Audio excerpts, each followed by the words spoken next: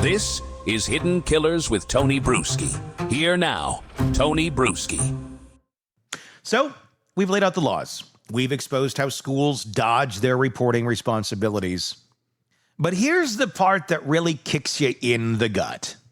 There's no real barriers stopping a teacher, one with internal complaints, serious allegations, even whispers of predatory behavior, from packing up and moving on to the next district like nothing ever happened. Because nothing ever did if it never made it to the authorities, at least not on paper.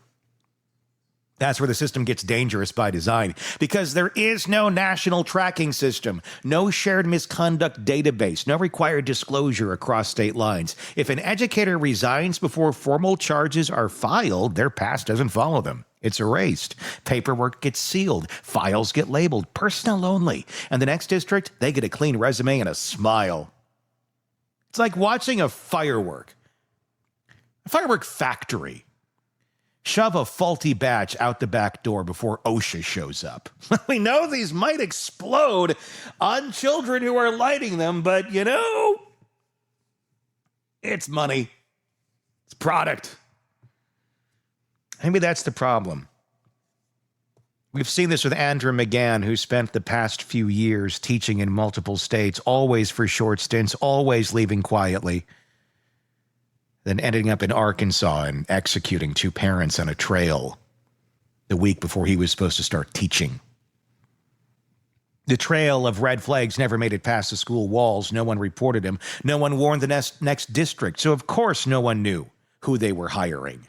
The only reason we're talking about him is now because 2 people ended up dead on the hiking trail. In this next part, I'm going to ask Eric Faddis the question a lot of parents are asking. How the hell are there no safeguards in place to stop this from happening? We're digging into the hiring process, what information schools are allowed to ask, what they're allowed to share, and how the legal gray zone turns into a blank slate for predators to reinvent themselves again and again. Let's get into it. There's no national database for teachers. There's no national database that says this person has a red flag or questions. I mean, there obviously is the S offender registry that's out there, but nothing for teachers. And an S offender registry doesn't cover just allegations. It doesn't cover allegations at all, actually. It covers things that have been convicted, where someone has actually violated the law sees it that way, it went through the court system, and it did it that. If there's found to be unfounded reports or accusations made and the person's found not guilty, guess what? They're not on the registry. So I get why you wouldn't just put every allegation up there on a registry.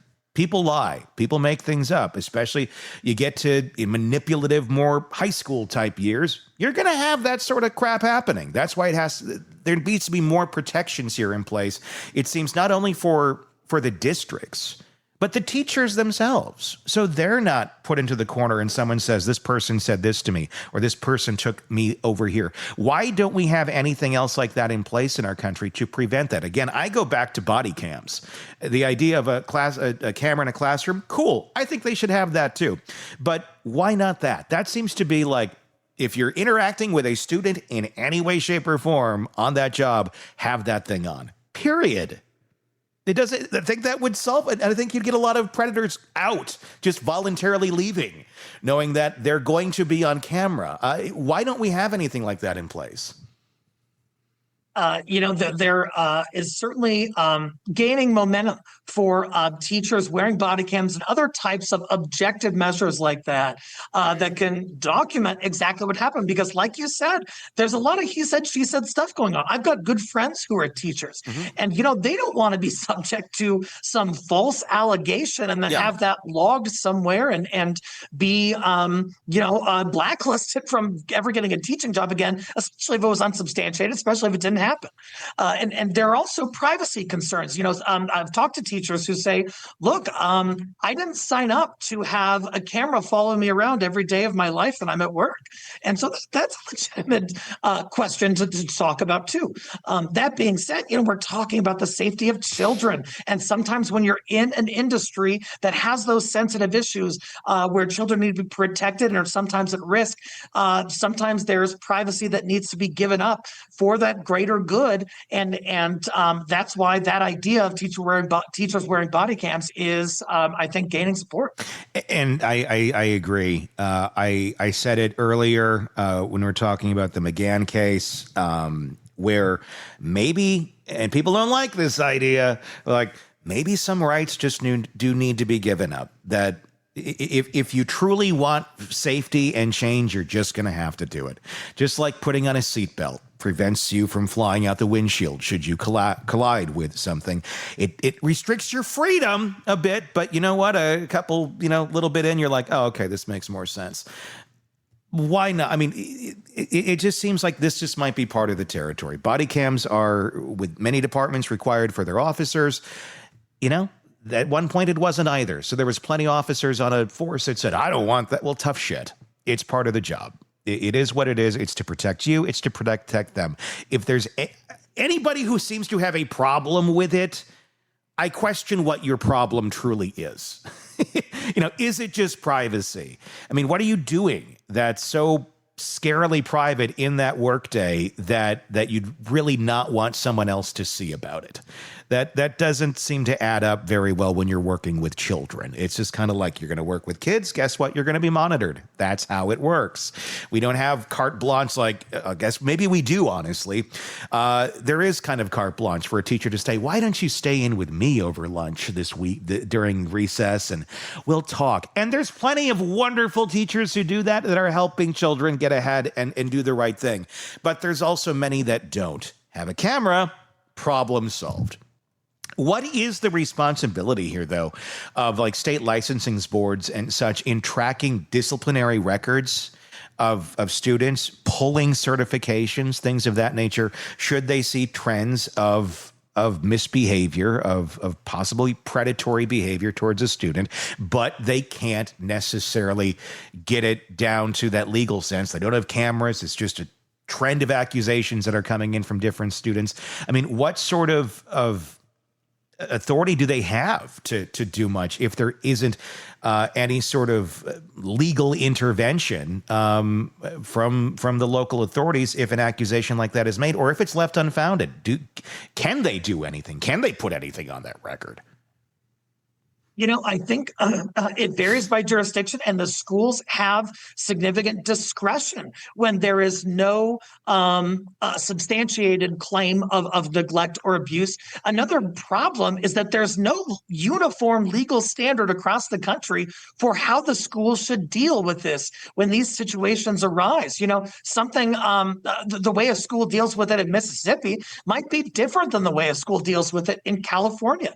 And on top of that, like you said, there's no kind of legal database where if a teacher moves states, how is that new state going to learn about prior accusations, especially if they're not adequately recorded, not adequately reported, not adequately investigated? They're not. And we're going to have this issue continue to recur if we don't put measures in place to have that transparency of information and have it be available to receiving states for folks who have received allegations against them. I know there's probably some teachers watching right now also going, yeah, but what about the union? Because that adds another legal layer to the onion that the school districts have to please. I mean, what role do those unions play? I mean, are they protecting bad actors under the guise of due process and tenure and all those fun things that seem to keep really bad actors in their place?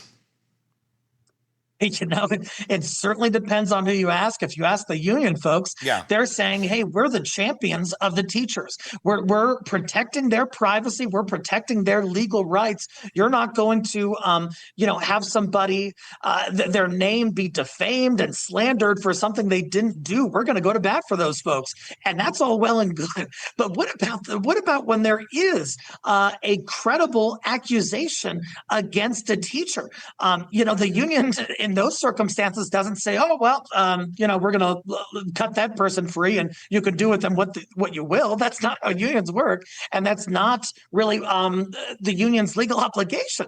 And so there is sort of this this infighting and this different interests sort of coming into play and butting heads against one another. And there are important interests on both sides.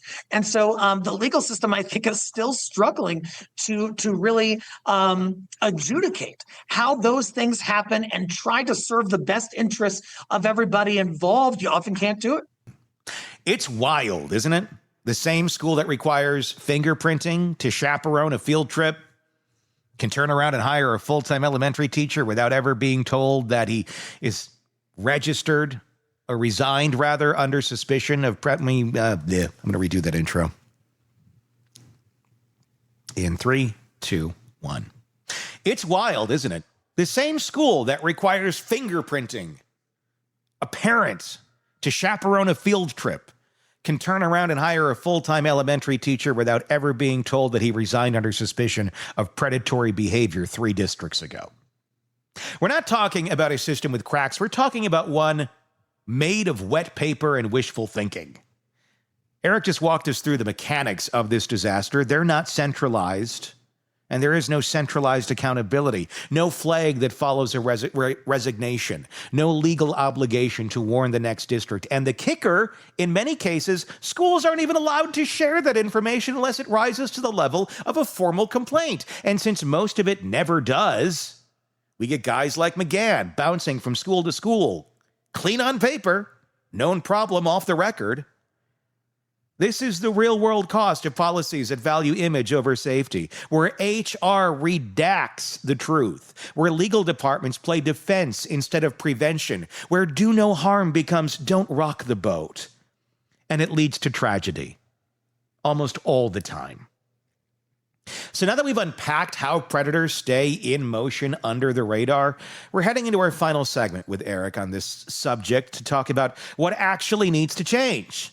Because we can keep exposing the holes in the system, but unless lawmakers, you, school boards, and the public get serious about sealing them, it's just a matter of time before the next one slips through. Solutions, accountability. Let's talk about all of that. That's coming up in our next segment with Eric. Don't miss it. Press subscribe right now. Wherever you're listening to this or watching, if it's on YouTube, search Hidden Killers with Tony Bruschi to find us there, or do that same search on the podcast platforms so you don't miss any of it. Press subscribe, and in the comment section on YouTube, tell me what your thoughts are. What are your solutions to this problem? This only gets fixed if you give a damn. So if you got kids, you might want to give a damn, because this is a real problem. And if you think it's only happening in other districts and not yours, I can almost guarantee you got one past piece of trash in your district. You probably got a can full, actually. So be aware and start making your voice heard. Until next time, I'm Tony Bruschi. We'll talk again real soon.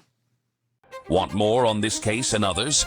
Then press subscribe now and don't miss a moment of true crime coverage from Tony Bruschi and the Hidden Killers podcast.